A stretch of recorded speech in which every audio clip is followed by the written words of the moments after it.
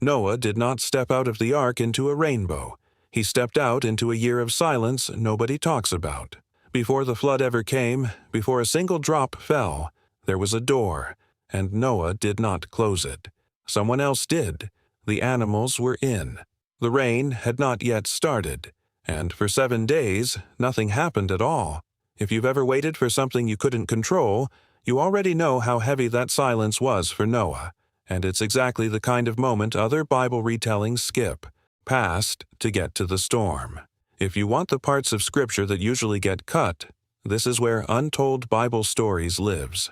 Stay with me. For 120 years, Noah had been building, cypress beam by cypress beam, in a land that had likely never seen rain fall from the sky.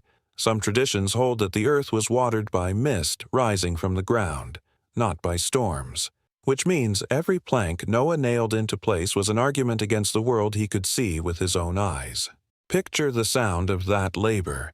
Axes against timber, pitch boiled and spread by hand over every seam, 3 stories of hull rising in a field where the only weather anyone had ever known was a gentle mist at dawn.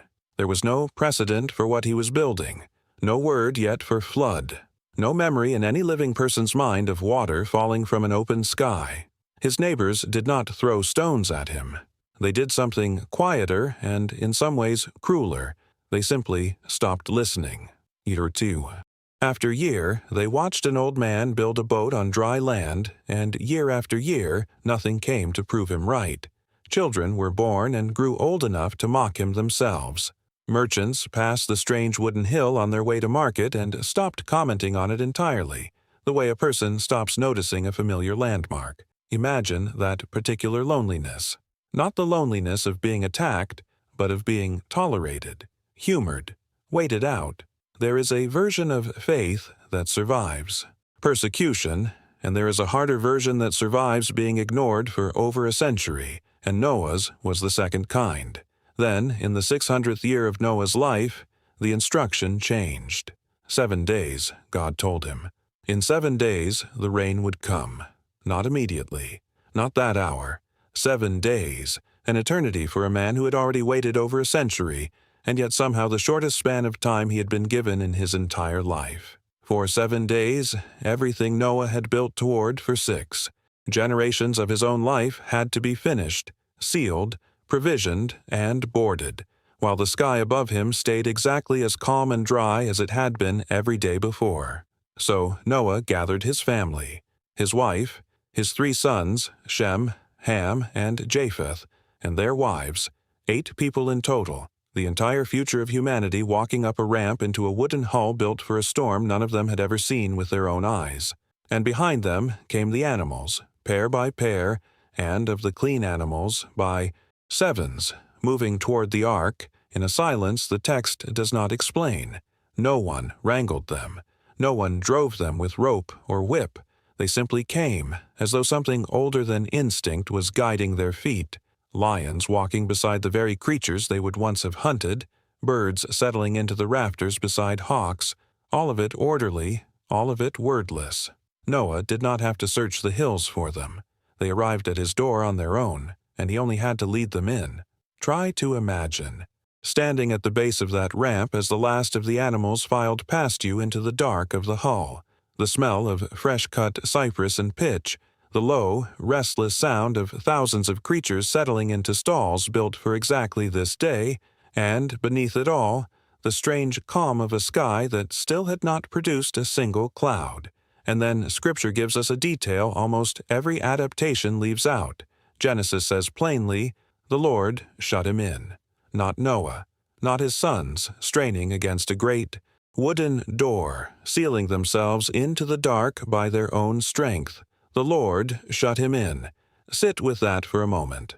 After 120 years of labor, after every plank and every joint, after loading 8 people and thousands of living creatures into a vessel with no rudder and no sail, the very last act, the sealing of the door, was not Noah's to perform. His work was finished. What happened next was entirely out of his hands, and there is no record that he even touched the door himself. Somewhere in that hull, the last light from outside narrowed to a seam, and then vanished, and Noah understood in that instant that there was no longer any way to change his mind. And then, nothing happened. For 7 days the family sat inside a sealed wooden box, animals shifting and settling around them in the dark, hooves and claws finding their footing on unfamiliar wood, and no rain came. Try to imagine those 7 days. The only light came from whatever small openings had been built into the upper hull. The only sounds were breathing, movement, the occasional low call of an animal unsettled by confinement. Did Noah wonder if he had misheard the timing? Did his sons, still young enough to doubt, begin to question whether their father's long obsession had finally cost them their freedom for nothing? There is no record of complaint, but there is also no record of certainty.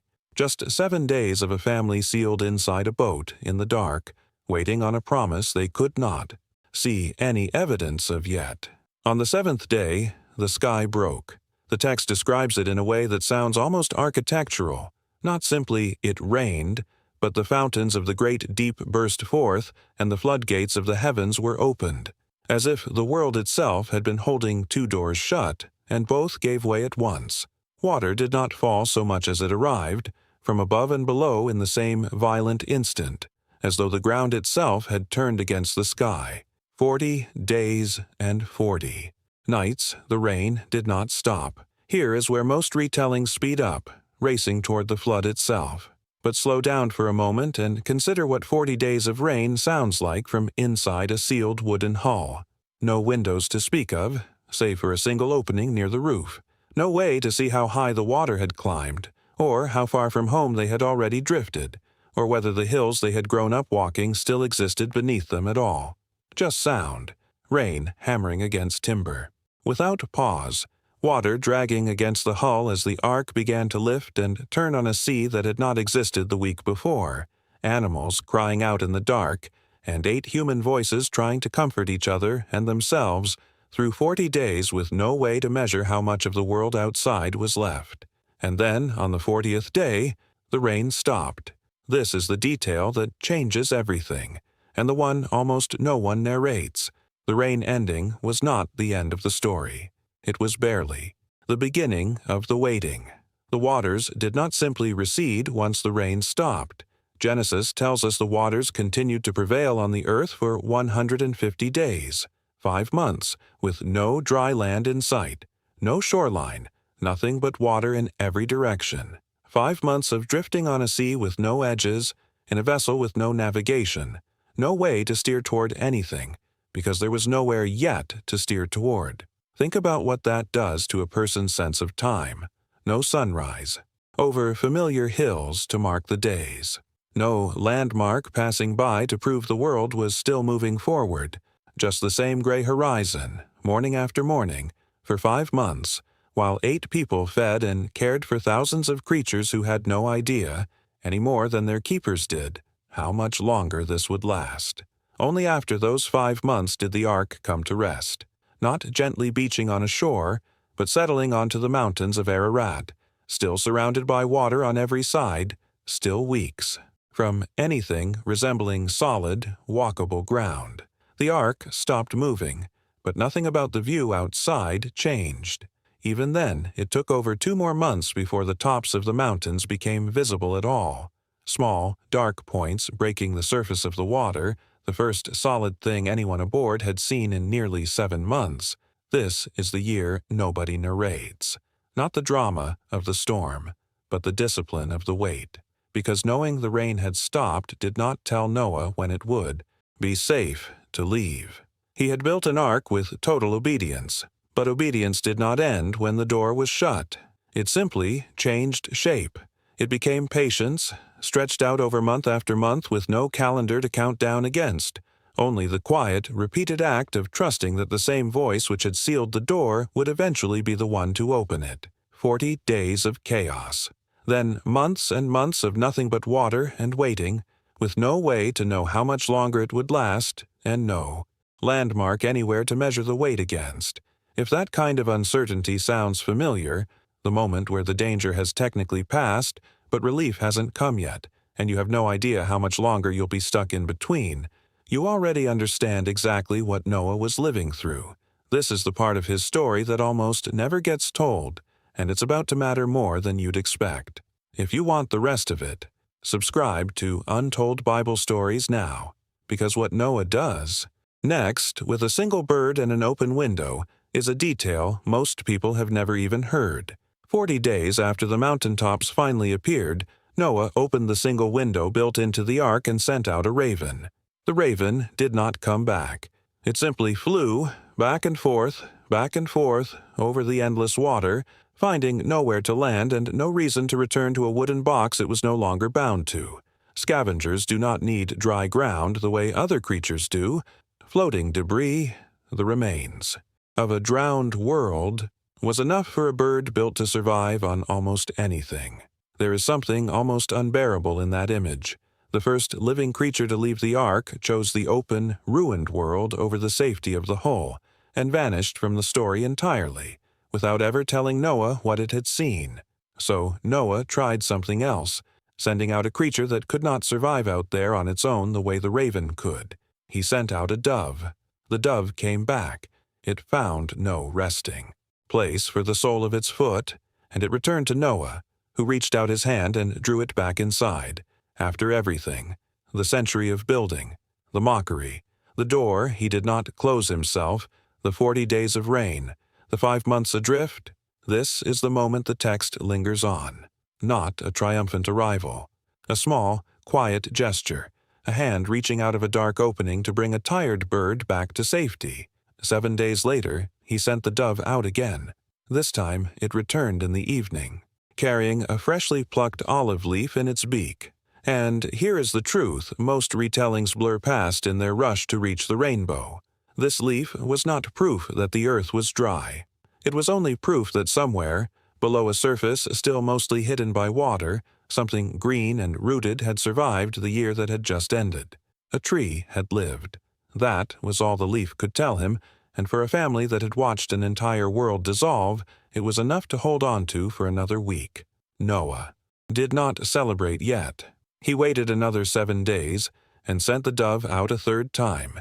It did not come back at all, not because it had died, but because it finally had somewhere else to be, a branch to land on, a nest to build, a world with room enough for a bird to simply disappear into it and start again. Even then, Noah did not simply throw open the door. He removed the covering of the ark and looked out with his own eyes and saw that the surface of the ground was dry. And still, he waited, because seeing was not the same as being told. Scripture tells us it was nearly 2 more months before the earth was fully dry and God finally spoke again, giving Noah permission to leave the vessel that had been sealed shut from the outside over a year earlier. Only then did the man who had built an ark for 12 decades, who had waited 7 days in dry silence and 40 in the roar of rain, who had drifted 5 months with no shore in sight and watched a raven abandon them and a dove return twice before finally staying gone. Only then did he lead his family and every living creature back out onto solid ground. A year, not 40 days, a full year of a family and a floating menagerie of animals, patient inside a wooden hull, waiting on a timeline they were never given in advance. And when the door finally did open, it was not Noah who had unlocked it in some dramatic act of will. It was the same voice that had shut him in. The story ends the way it began, not with Noah's hand on the door, but with God's. Most of us know how to survive a storm. It's the silence afterward that tests us, the waiting, the not knowing, when it's finally safe to open the door and step out. Noah's real trial was never the 40 days of rain. It was the year of patience that came after, trusting a timeline he could not see the end of. If there's a season like that in your life right now, maybe the lesson isn't to force the door open. It's to keep watching for the leaf in the dove's mouth, however long that takes. If you want the parts of these stories other channels never slow down enough to tell, subscribe to Untold Bible Stories, a new story like this one every week. And next time, we're staying inside a different kind of silence. The years a boy spent forgotten at the bottom of a well, long before anyone called him a ruler of Egypt.